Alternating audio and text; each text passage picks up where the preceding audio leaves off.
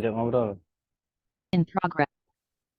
Assalamualaikum warahmatullahi wabarakatuh. Kembali lagi bersama saya Darwan Nugra Saputra pada matkul Pendidikan Anti Korupsi dan Etik UMB di forum pertemuan ke-12.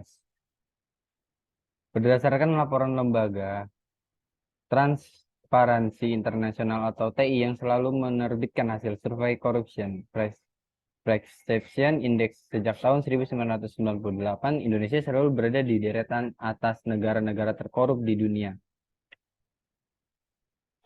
Pada tahun 1998, Indonesia pada peringkat ke-6 setelah Kamerun, Paraguay, Honduras, Tanzania, dan Nigeria. Pada tahun 1999, Indonesia berada pada peringkat ketiga setelah Kamerun dan Nigeria. Pada tahun 2000, Indonesia pada peringkat kelima setelah negara Yugoslavia, Ukraina, dan Azerbaijan.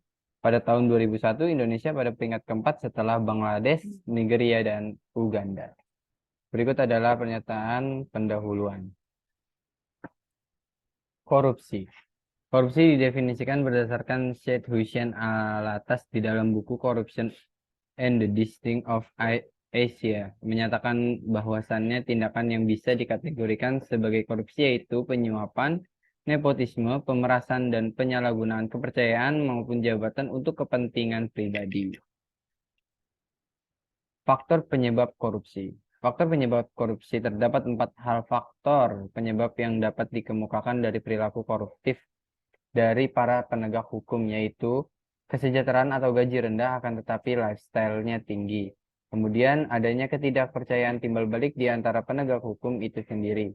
Yang ketiga, akibat pola korupsi yang terjadi pada masa Orde Baru. Yang ketiga, tidak adanya standar profesi bagi advokat atau Luhut 2002.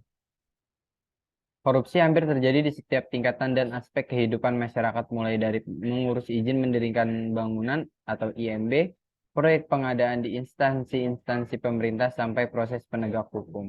Praktik korupsi sudah sedemikian hebatnya mewarnai keseharian bangsa Indonesia. Dalam ungkapan Muhammad Hatta, korupsi pada situasi yang demikian sudah dianggap sebagai budaya bangsa atau Sahlan 2005. Solusi, Table of Contents. Yang pertama, traveling west. Yuk,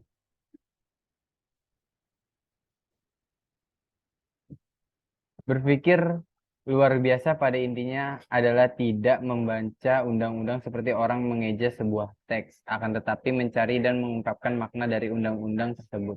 Akibat mencari makna itu, lalu berani bertindak rule breaking. Berpikir luar biasa ini harus dimulai dari kalangan komunitas hukum seperti hakim, jaksa, advokat, polisi, dan akademis atau Satjito 2006. Terima kasih pada pertemuan Forum Etik ke-12. Kurang lebihnya mohon maaf. Wassalamualaikum warahmatullahi wabarakatuh.